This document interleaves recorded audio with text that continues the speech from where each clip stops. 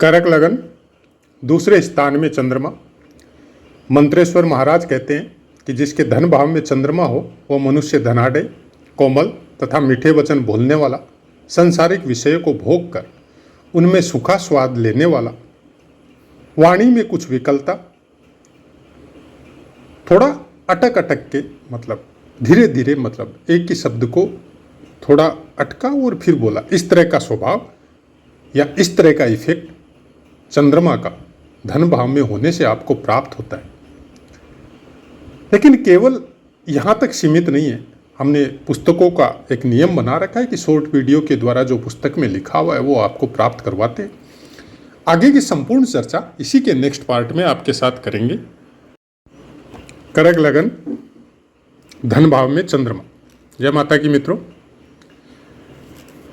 धन भाव में चंद्रमा का पुस्तक के अनुसार आपको शॉर्ट वीडियो बराबर हर भाव का प्रदान करवाते हैं, और उसका कारण भी हमने बहुत बार क्लियर किया है कि कुछ कमेंट आए थे ऐसे कि आप कब पुस्तकों के अनुसार बताते हैं और कब अपनी मर्जी से बताते हैं। तो उनकी सुविधा के लिए जो केवल पुस्तकों का लिखा हुआ ही सुनना चाहते हैं, पुस्तकों में और भी बहुत कुछ लिखा है, तो सब तो हम प्राप्त नहीं करवा सकते, क्योंकि इतना लंबा वीडियो बनाना हमारे लिए भी संभव नहीं है।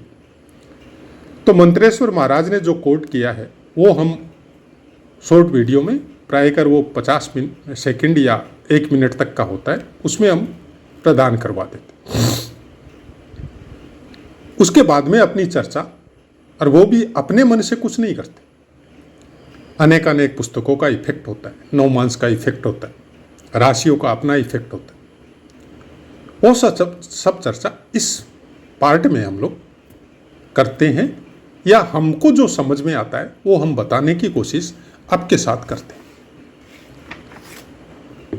दूसरा भाव, फेमस नाम धन भाव।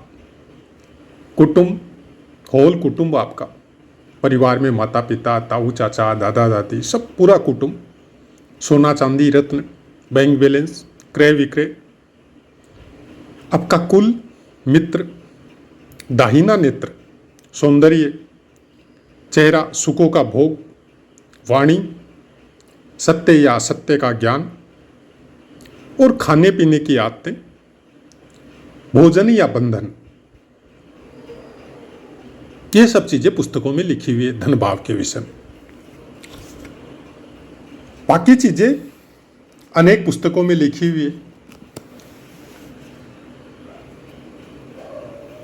धन में नगद, पेपर मनी, जेवर, या जो संपत्ति जो ग्रहण करने योग्य है, स्टेटस या स्टेट, धन का विचार, मिल्कियत, यह दिया हुआ कर्जा, कानूनी व्यवहार से फायदा या नफा नुकसान, ये सब बातें, पैतृक संपत्ति, शेयर वगैरह, ये सब चीजों को हम लोग प्रायकर दूसरे स्थान से देखते हैं। अब उस स्थान में अगर चंद्रमा आता है, बहुत अच्छा है। धन भाव में चंद्रमा निरंतर धन का प्रवाह करवाता है, क्रय विक्रय से संबंध में हो। एक मुश्त आपके पास धन आए, कुछ समय के बाद आए, ऐसे चंद्रमा के गुण नहीं। डेली सट्टा करने वाला हो सकता है, डेली क्रय विक्रय करने वाला हो सकता है, कोई ऐसा व्यापार हो सकता है जिसके द्वारा निरंतर डेली का आपके पास कुछ न कुछ धन आता रहे। लेकिन सोचने वाली बात यह है कि यह सिंह राशि, और सिंह राशि या सिंह लगन ये स्थायी होता है, ये चर लगन या द्विस्वभाव लगन नहीं है। क्योंकि जब सिंह राशि में चंद्रमा बैठता है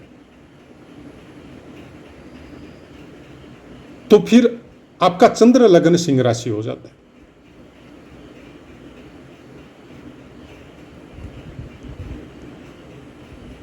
अब इन चीजों को अगर आप ठीक से समझेंगे तो फिर उसके बारे में पूरी बातें आपको उस स्थान से भी समझनी पड़ेगी कि सिंह राशि का महत्व और दूसरा स्थान।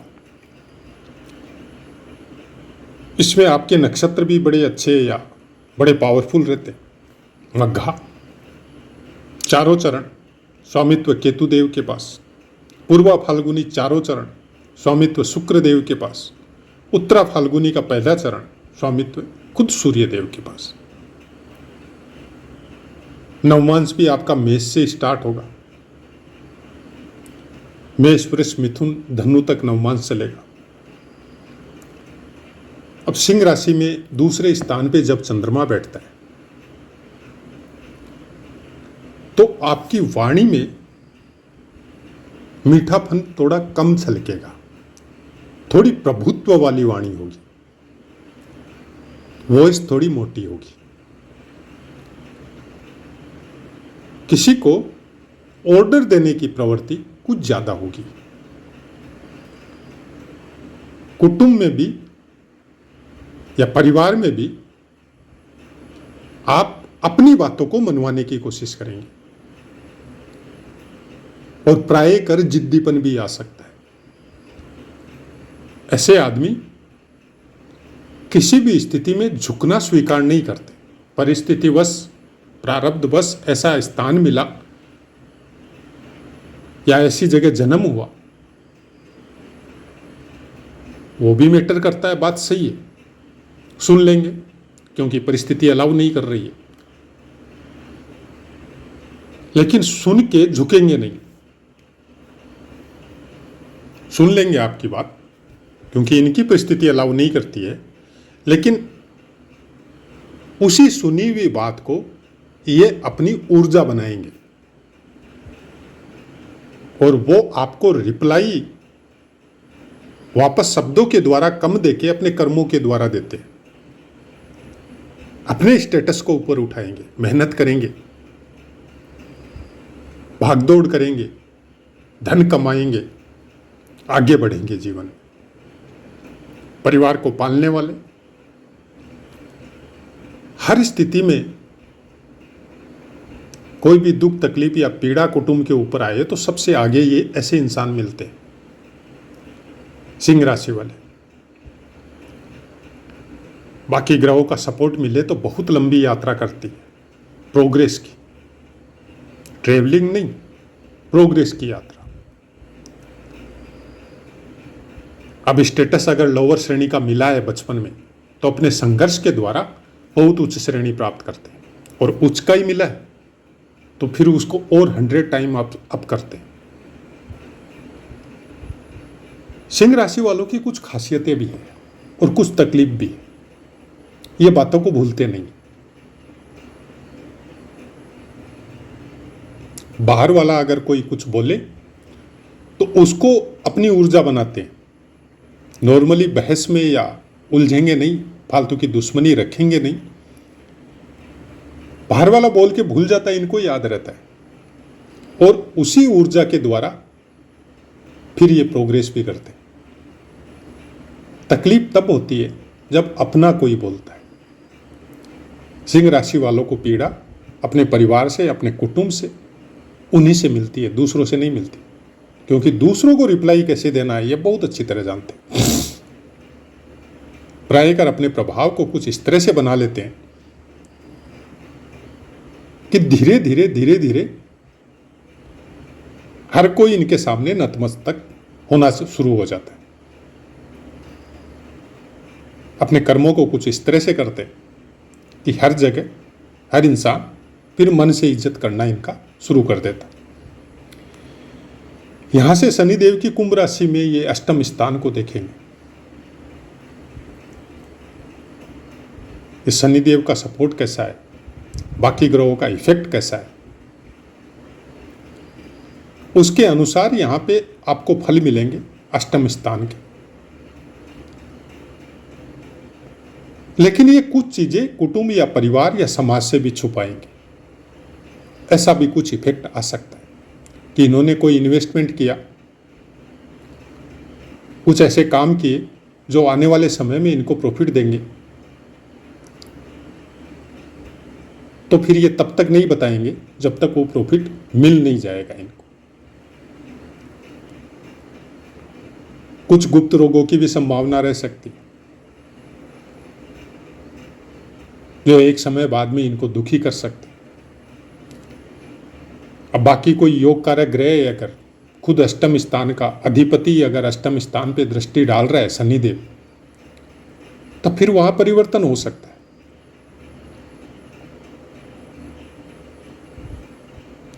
भोगों के मामले में ये बहुत ही पावरफुल राशि है। भोगी भी होंगे और योगी भी होंगे, जरूरत से ज्यादा कुछ नहीं करेंगे। और एक समय ऐसा भी आ सकता है कि फिर समाज के लिए, अपनों के लिए, परिवार के लिए या दूसरों के हित के लिए निरंतर कार्य करें, ऐसा भी हो सकता है। लग्न का स्वामी, कर्क लग्न की चर्चा कर रहे हैं तो लग्न का स्वामी दूसरे स्थान में बैठता है, मतलब आप अपने दूसरे स्थान पे गए। अब यहां पे दो फल निकलते हैं, धन कमाएंगे, अथाह मेहनत करेंगे और केवल धन कमाएंगे। लेकिन दूसरा मतलब निकलता है कि चंद्रमा अपने लगन से द्वितीय होंगे और जहां बैठे हैं वहां से उनका लगन द्वादश हो जाएगा। मतलब आप अपने शरीर की इतनी हानि करेंगे धन कमाने के लिए कि शरीर की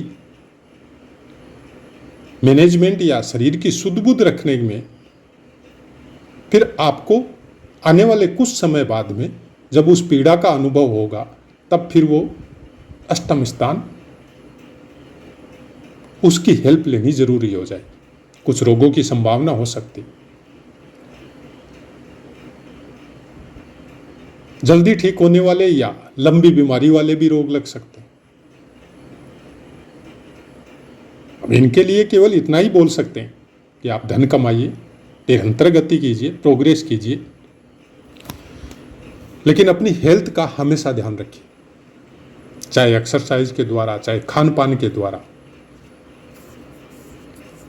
क्योंकि सिंह राशि वाले इतने फूडी नहीं होते, तरह तरह का व्यंजन इनको नहीं चाहिए।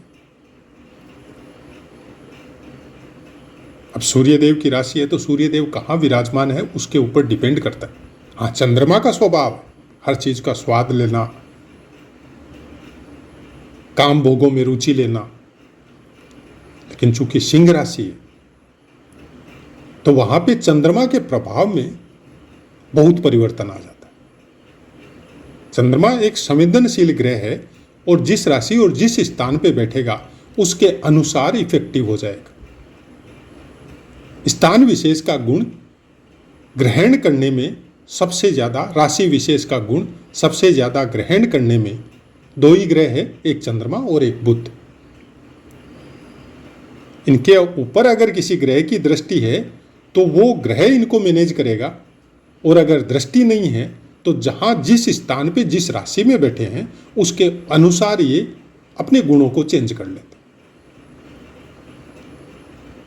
इनका अपना गुण रहेगा, लेकिन जिस राशि या जिस स्थान पे बैठे हैं उनका गुण ज्यादा हो जाएगा इनके अंदर। आंखों में कुछ ललाई होती है ऐसे इंसानों की। मीठापन जरूरत होगा तो ही बोलेंगे, नहीं तो नहीं बोलेंगे। वाणी में समय के अनुसार कटुता, कड़वापन और मीठापन परिस्थिति के अनुसार रहेगा। इनको पता है किसके सामने कैसी वाणी का उच्चारण हमको करना है। ऐसा कुछ इफेक्ट दूसरे स्थान में चंद्रमा सिंह राशि में होने से आपको प्राप्त होता है। क्या क्या परिवर्तन आ सकते हैं? बहुत परिवर्तन आ सकते हैं, क्योंकि नवमांश का भी इफेक्ट आता है, नक्षत्रों का भी इफेक्ट आता है, बाकी ग्रहों का भी, उनकी दृष्टियों का भी इफेक्ट आता है। चतुर्थ स्थान का फल भी यहां पे आपको प्राप्त होता है, क्योंकि काल पुरुष के अनुसार कर्क राशि चतुर्थ स्थान में आती है और चंद्रमा को चतुर्थ स्थान का कारक भी कहा गया है। वो फल भी यहां पे आएगा। अपने परिवार को पालने में ये दिमाग का यूज कम और मन का यूज ज्यादा करेंगे। संवेदनशील होंगे, सेंटिमेंटल होंगे, इमोशनल होंगे उनके बारे में, उनकी सुरक्षा के बारे में, उनको सुख देने के बारे में, सब कुछ उनके लिए करेंगे। लेकिन एडवाइस केवल इतनी है कि अपने शरीर, अपनी बॉडी, उसका भी ध्यान रखना बहुत ज़्यादा जरूरी। तो ऐसा है मित्रों, पाठ समझ में आया होगा। अब अपनी वाणी को विराम देते हैं, आपसे आज्ञा लेते हैं। जय माता।